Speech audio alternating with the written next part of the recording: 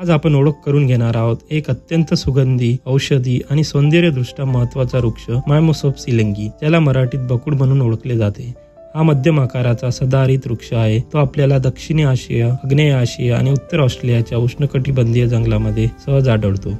इंग्रजीमध्ये याला Spanish cherry, मेडलार आणि बुलेटवूड असेही म्हणतात। हा वृक्ष सुमारे 9 ते 18 मीटर उंच वाढतो।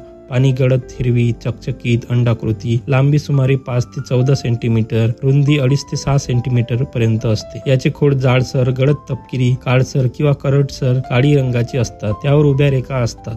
फुले एप्रिल महिन्यात बहरतात। क्रीमी रंगाची, थोडी केसाळ व तीव्र सुगंधी असतात। त्या पांढऱ्या शुभ्र फुलांनी झाडाखाली गलिच्छ अंतरलेला असतो। फळे जून ते ऑक्टोबर या कालावधीत येतात।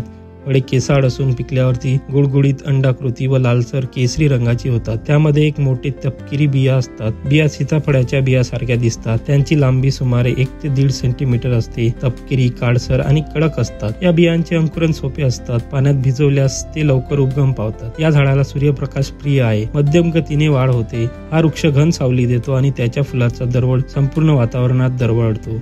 त्यामुळेच बकुळ बागामध्ये, शाळांमध्ये, मंदिर आणि रस्त्याच्या कडेला शोभेच्या झाडाप्रमाणे लावला जातो। जर तुम्हाला ही माहिती उपयोगी वाटली असेल तर व्हिडिओला लाईक करा, शेअर करा आणि अशाच महत्त्वपूर्ण व्हिडिओसाठी पेजला फॉलो करायला विसरू नका।